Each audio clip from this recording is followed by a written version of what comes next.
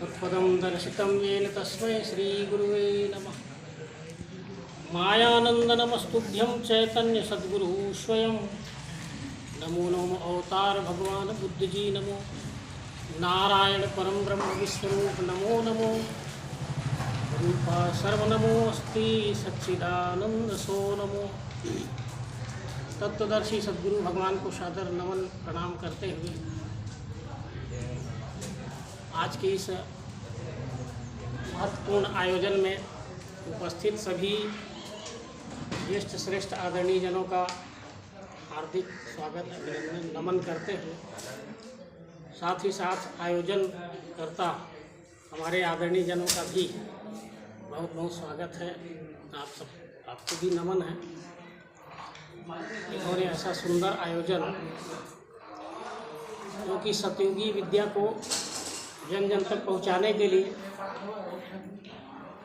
ये संसार का सबसे श्रेष्ठ कार्य है। बहुत दिनों से सत्य जो है वो भूल चुका है, सत्य चीज ही भूल चुका है, परमात्मा ही भूल गया है।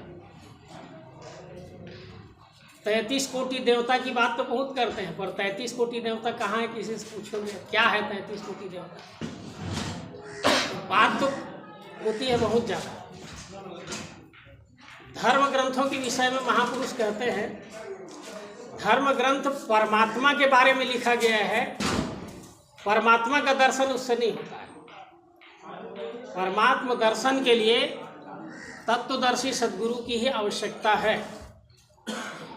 इसीलिए एक बढ़िया कहावत हमारे छत्तीसगढ़ में प्रचलित है और अन्य जगह में होगा कि भाई रात भर रामायण के है और राम सीता कौन है पता नहीं। बिल्कुल सही बात है।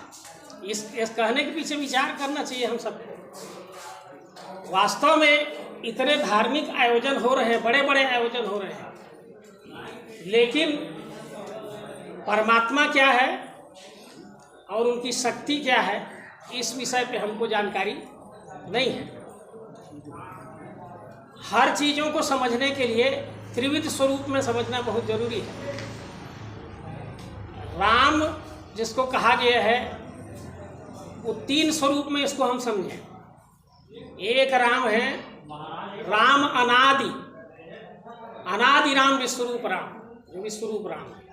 अवधपति सोई अवतार रूप राम। और राम का नाम जो है पावन है, पवित्र करता है, उससे लोग तर जाते हैं। तो घर में भी अपने बच्चे का नाम हम राम रख देते हैं, है कि नहीं?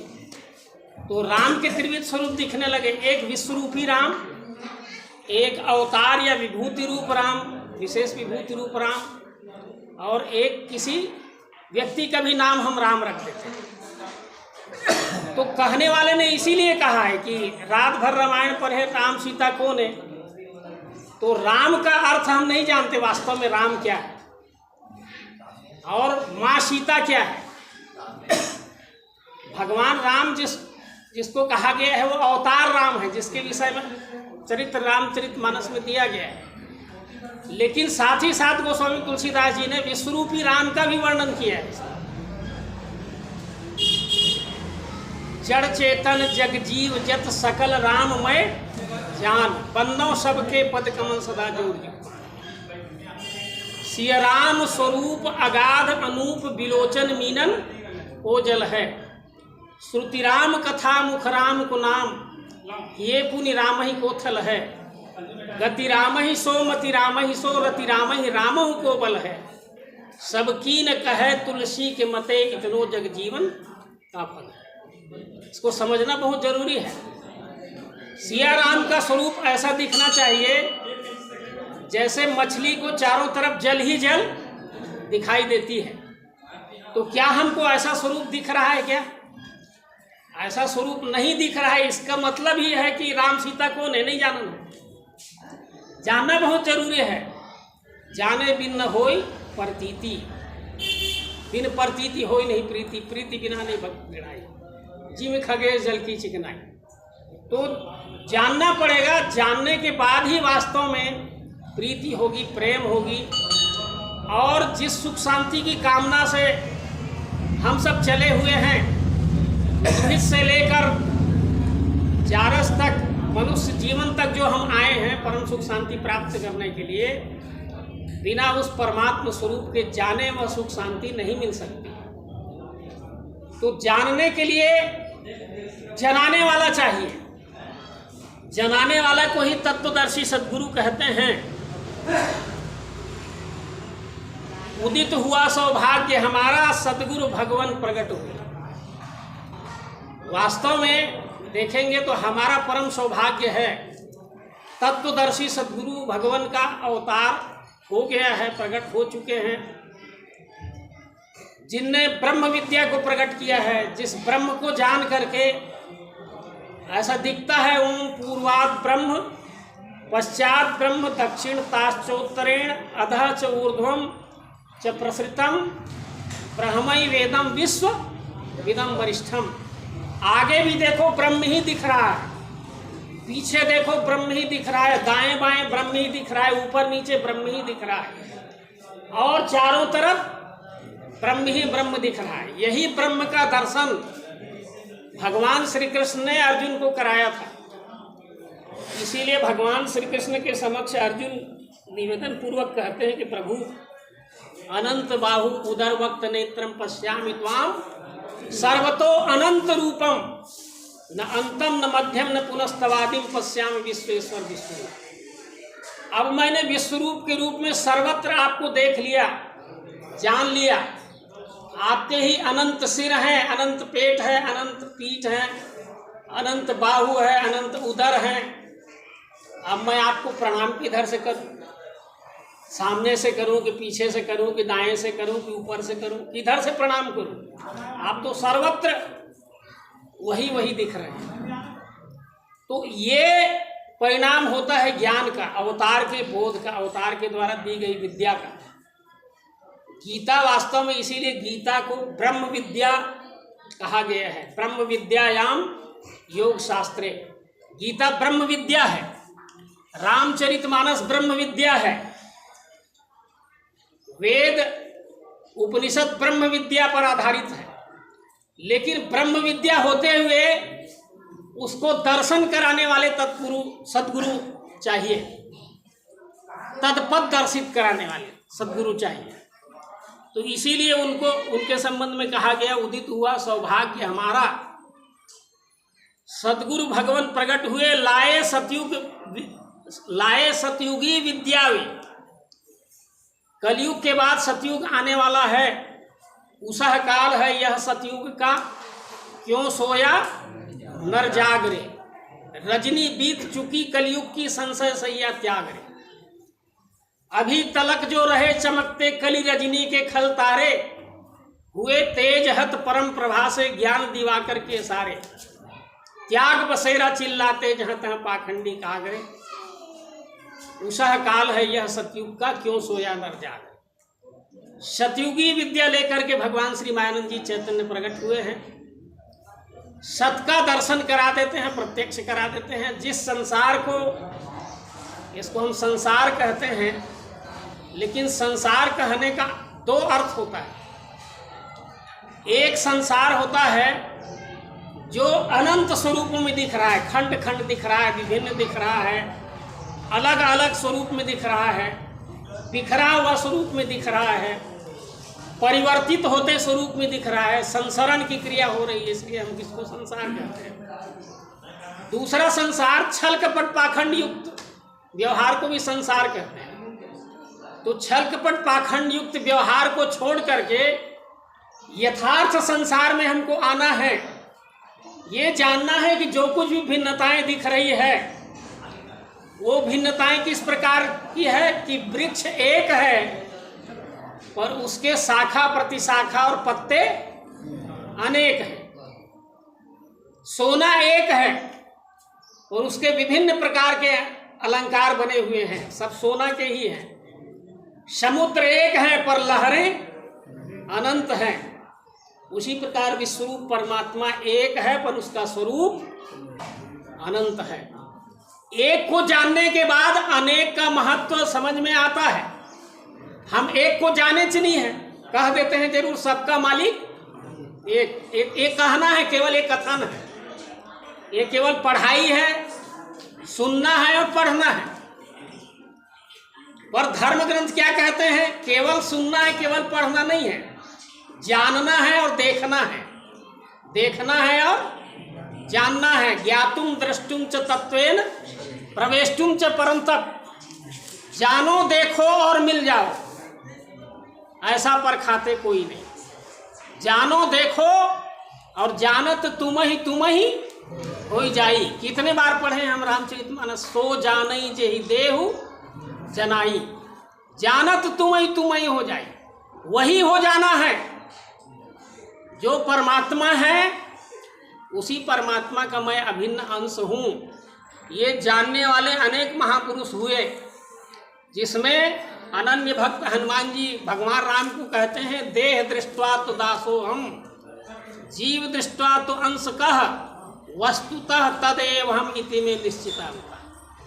शरीर दृष्टि से पूछते हो तो आपका सेवक हूँ, जीव दृष्टि से पूछते हो तो आपका अंश हूँ, और सचमुच पूछते हो तो जो आप हो वही मैं हूँ। क्योंकि जानत तुम ही हो जाए। भगवान राम ने ही तो जनाया था उनको। अब भगवान राम जनाए थे तो पूछे फिर भाई तुम जान लिए? हाँ मैं जान। क्या जाने बताओ? तो बता दिया, जानत तुम ही हो जाए, जो आप हो वही मैं हूँ। तो ये बोध होना जरूरी है। अगर यह बोध हमको नहीं हुआ है तो सत्य का दर्शन नहीं हुआ है। माने राम सीता कौन है? वही जो पहली बात हमने कहा कि राम कौन है, सीता कौन है। सीता के संबंध में कहा गया है, उद्भव स्थिति संहार कारिणी क्लेश हारिणी सर्वश्रेयस करिम सीताम न तो हम राम वल्लभा। उद्भव स्थिति संहार कारिणी, चराचर सृष्टि की उत्पत्ति स्थिति और लय करने वाली जो शक्ति है उसका नाम है सीता। अनादि राम की वो शक्ति है। हमने भगवान शिव के स्वरूप को देखा है, अर्धनारी नटेश्वर के रूप में देखे हैं कि नहीं? माने आधा शरीर जो है उमा पार्वती का और आधा शरीर भगवान शंकर का। ये कैसे हुआ भाई? ये क्या है? महापुरुषों ने, तत्वदर्शी सद्गुरुओं ने बोध के लिए इसको बनाया था, जानकारी के लिए बनाया। लेकिन जानते जानते हम सब चीज भूल गए और सिर्फ उतने ही को मानने लगे। एक चित्र हो गया है, चित्र बना है, माँ आधा अंग माँ पार्वती का, आधा भगवान शंकर का है, बस इतने ही बोध है हमको। तो वास्तव में क्या है? यह संपूर्ण सृष्टि जो है, द्वैमो पुरुषो लोके क्षरश्चाक्षर एवं क्षर सर्वाणि भूतानि कूटस्थो अक्षर उच्यते। अगुण सगुण द्वै ब्रह्म स्वरूपा अकथ अगाध अनादि अनूपा। ये सारी सृष्टि जो है द्विविध स्वरूप में है। वैज्ञानिक इसको कहते हैं धनात्मक शक्ति और ऋणात्मक शक्ति। और ये बात बिल्कुल सही है, प्रायोगिक है। यदि लाइट में फेस को लगा दोगे तो भी बल्ब नहीं जलेगा, और न्यूट्रल को लगाओगे तो भी बल्ब नहीं जलने वाला है। दोनों शक्ति सुमिलकर गुरु में प्रेम मिलावेंगे। दोनों शक्ति जब साथ में जुड़ जाती है तब कार्य होता है। तो सारी सृष्टि का कार्य जो है प्लस और माइनस, धन और ऋण दोनों मिलकर के हो रहा है। हमारा शरीर भी है और हमारा अस्तित्व भी है, इसीलिए तो हम हैं। चराचर सृष्टि में द्विविध स्वरूप में सारी सृष्टि दिख रही है, लेकिन द्विविध स्वरूप में दोनों अलग अलग शक्ति नहीं है। इसको भी हमको जानना जरूरी है, क्योंकि अलग अलग मानने से ही तो सब गड़बड़ हुआ है। क्षर स्वरूप अलग है, अक्षर स्वरूप अलग है, सगुण साकार अलग है, निर्गुण निराकार अलग है। ये अलग अलग मान के ही हमने मेरा श्रेष्ठ और तुम्हारा कनिष्ठ वाला भाव संपूर्ण विश्व में आ गया। इसीलिए दुनिया में जो लड़ाई झगड़ा है मचा हुआ है। जब सब मानव डूबे घोर अविद्या में, विश्वरूप सत भूलहि डोले व्यष्टि में, आसुरता तब छाई लूट मची जग में, त्राहि त्राहि जन बोले तब प्रगति के। आज भी वही स्थिति है। हम सही सरल व्यवहार को भी हम नहीं समझ पा रहे हैं। भक्ति के संबंध में क्या कहा गया है? सरल सुखद मार्ग यह भाई, भक्ति मौन पुराण श्रुति गाय। जो सरल सुखद मार्ग है उसको हमने कठिन और दुखद बना दिया है। सरल सुखद क्या है? ये सरल सुखद जो है पता चलता है तत्वदर्शी सद्गुरु से। कैसे सरल सुखद और कठिन हो गया? जैसे जरहा गांव से हमको फरहदा ग्राम आना है तो सीधा सीधा आएंगे तो सरल है कि नहीं? मिल जाएगा फरहदा ग्राम। और हम कहीं उधर चले गए विपरीत दिशा में तो क्या हो जाएगा? वही बड़ा दुखद बन जाएगा। विपरीत दिशा में हम चल रहे हैं, माने जैसा होना चाहिए वैसा काम नहीं हो रहा है। हर कार्य सरल और सुखद ढंग से हो सकता है, जिसको हमने दुखद और कठिन बना दिया। ये हम ही ने बनाया है, किसी दूसरे ने नहीं बनाया। एक उदाहरण मैं हमेशा बतलाता हूँ, उदाहरण से हम समझ सकते हैं कि 4 वेद 6 शास्त्र में बात मिली है तो कितनी बड़ी बात है। देखिए 4 वेद 6 शास्त्र में बात मिली है 2, और सुख दिन है सुख होत है, और दुख दिन है दुख हो। इसको एक उदाहरण द्वारा समझिए। एक मिठाई वाला बड़ा मिलावट करके बेच रहा है और सोच रहा है कि मैं जो है बहुत सुखी हो रहा हूँ, मेरे को बहुत धन मिल रहा है।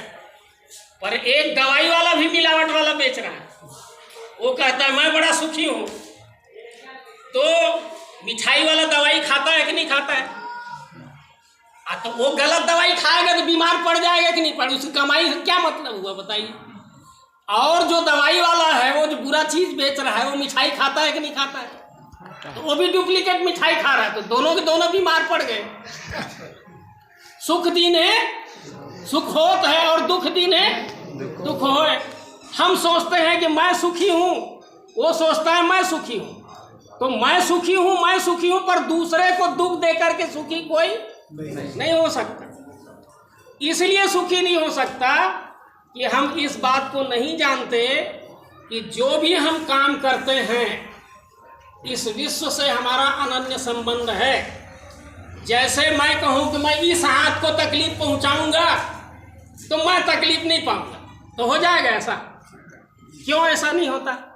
क्योंकि इससे मैं अभिन्न जुड़ा हुआ हूँ। पैर को तकलीफ पहुँचाऊँगा तो मैं तकलीफ नहीं पाऊँगा, तो पैर से तो मैं अभिन्न जुड़ा हुआ हूँ। भाई जिस अंग को तुम तकलीफ दोगे तो तकलीफ मिलेगा ही। उसी प्रकार भगवान श्री कृष्ण कहते हैं यथा भूत पृथक भाव एकस्थम अनुपश्यति तद एव च विस्तारम ब्रह्म संपद्यते तदा। जो पृथकताएं दिख रही है वो पृथक नहीं है। जैसे एक साड़ी में अनेक प्रिंट रहते हैं, अनेक प्रकार के प्रिंट रहते हैं। साड़ी कितना है? एक है। प्रिंट कितने हैं? अनेक प्रिंट है। उसी प्रकार ये विश्व का जो एक खाली जगह दिख रहा है ना, ये साड़ी है सब। ये विशेष ऊर्जा है परमात्मा की, इसी के कारण हम सब जीवित हैं और इसी में हम सब प्रिंट के रूप में दिख रहे हैं। कोई मनुष्य के प्रिंट के रूप में दिख रहा है, कोई जीव जंतु के प्रिंट के रूप में दिख रहा है, कोई वृक्ष वनस्पति के प्रिंट के रूप में दिख रहा है। सब इसी में है कि नहीं? सब इसी विश्व में है। इसी विश्व में हम सब पैदा हुए हैं, इसी विश्व में हम सब जीवित हैं और इसी विश्व में हम सबका विलीन हो जाएगा। यतो व इमानि भूतानि जायन्ते येन जातानि जीवन्ति यत् पर्यन्त विसंति तत् ब्रह्म इति तद्विजिज्ञासस्व। जहाँ उत्पत्ति स्थिति लय की सारी क्रियाएं हो रही है उसे ही ब्रह्म कहते हैं। तो कहाँ हो रही है? इसी विश्व में हो रही है। हम विश्व से कभी कोई बाहर नहीं जा सकते। विश्व के अंदर ही सारा खेल हो रहा है उत्पत्ति स्थिति लय की। तो विश्व कितना है? विश्व एक है और हम सब उसी के ईश्वर अंश जीव अविनाशी। चेतन अमल सहज सुख राशि, ये हाथ मेरा अंश है तो मैं विश्व का अंश हूँ। और मैं कहूँगा कि मैं कुछ भी करूँ मेरे को कोई परिणाम मिलने वाला नहीं है, तो उसी प्रकार है कि मैं हाथ को तकलीफ दूँ और मैं सोचूं कि मैं सुखी रहूँगा, तो कभी भी सुखी नहीं रह सकता। इसलिए सुख दीन है सुख होत है, और दुख दीन है दुख हो। तो यह प्रकृति रूपी देवी जो है उत्पत्ति स्थिति लय करने वाली है, उद्भव स्थिति संहार कारण, यही सीता है वास्तव में, यही दुर्गा है, यही माता प्रकृति है। इस माता प्रकृति का की, इस दुर्गा की, इस देवी की स्वरूप को जानने के लिए ही महापुरुषों ने एक उत्सव आरंभ किया। 6 महीने में उत्सव आरंभ किया। कोई भी कार्य जो होता है वो विशेष हेतु को लेकर के होता है। एक नेतृत्व करने वाला, हम किसी न किसी नेतृत्व करने वाले के अंडर में काम करते हैं। समाज में ही देख लीजिए, समाज में कई प्रकार के समाज है। मानव समाज तो एक ही है, लेकिन मानव समाज में और भिन्न भिन्न अनेक फिरके हो गए, अनेक समाज हो गए, और हर समाज के व्यक्ति किसी न किसी के नेतृत्व में काम करता। अब वो नेतृत्व करता कैसा है कि वो अपने विषय बस में सोचता है कि सबके हित के विषय में सोचता है। ये बड़ा महत्वपूर्ण है। अवतार भी नेतृत्व करता है हमारा। भगवान जो आते हैं सत्युग की स्थापना करने के लिए, वो भगवान हम सबका नेतृत्व करता है। उसी के नेतृत्व करने से ही परम सुख शांति मिलेगी, उसी के नेतृत्व में काम करने से। हम उस परमात्मा को नहीं जान पाए, इसलिए अवतार को भी नहीं जान पाए, और इसीलिए अवतार जब आते हैं तो उनका सब विरोध भी करते हैं। शुरुआत उनके चले जाने के बहुत दिनों के पश्चात धीरे धीरे लोग पहचानना प्रारंभ करते हैं कि अवतार आए थे, वो अवतार थे, हम सबके हित की बात कर रहे थे, लेकिन हमारी आदत पड़ गई है, हम गलत को ही अच्छा है सही है कहते कहते उसी प्रकार चल चुके हैं, इसलिए सारा चीज गड़बड़ होता चला जा रहा है। सही काम तब होगा जब अवतार की दी हुई विद्या, सत्युगी विद्या को हम प्राप्त करके, यह चराचर विश्व ही परमात्मा है, हम सब उसी के संतान हैं, और हम सब उसी के संतान हैं तो हम सब आपस में क्या हुए, ये सब एक परिवार के हुए। यही विश्व हमारा घर है, मानव हमारी जाति है और सेवा हमारा धर्म है। इस प्रकार हम विश्व परिवार में वसुधैव कुटुंबकम के रूप में रह करके प्रत्येक को सुख शांति पहुंचाते हुए हम जब काम करेंगे तो निश्चित रूप से सुख शांति मिलेगी। इसमें कोई दो मत नहीं है जिस सुख शांति की हम कामना करते हैं। तो सुख शांति चाहिए तो सुख दीन है सुख होत है, और दुख दीन है दुख होए। ये केवल ये कथन नहीं है, ये भी राम सीता कौन है इसको जानना पड़ेगा। विश्वरूपी राम और उसकी अर्धांगिनी पराशक्ति सीता को जानना पड़ेगा। जब इनको जानेंगे तो भगवान राम को भी जानेंगे और अपने घर के बच्चे को भी जानेंगे। हम अपने घर के बच्चे को भी नहीं जान पा रहे हैं, इसलिए कि हम राम को नहीं जान पा रहे हैं। भाई पहले वृक्ष को जानोगे और शाखा प्रति शाखा जानने में आ ही जाएगा, और वृक्ष को हम जानते ही नहीं है, शाखा प्रति शाखा में लगे हुए हैं, पत्ते में लगे हुए हैं। तो मूल को पकड़ना है, मूल में भूल हो गया है, मूल को जानना है तो सारी चीज़ें सृष्टि जो है प्रत्यक्ष रूप से प्रभु का स्वरूप है, यह बोध हो जाएगा।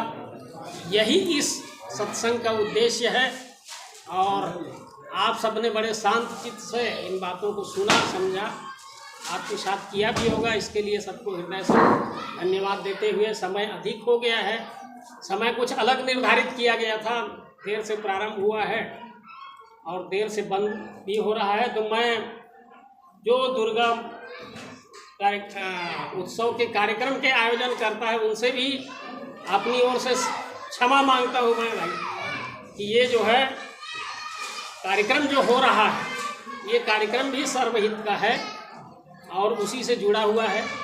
इन्हीं शब्दों के साथ आप सबको सादर नमन प्रणाम करते हुए अपनी वाणी को यहीं बोल विराम देता हूँ। बोलिए सद्गुरु भगवान की जय, विश्वरूप परमात्मा की जय, बोलिए सद्गुरु भगवान की जय। अभी हमारे बीच में अपनी कला से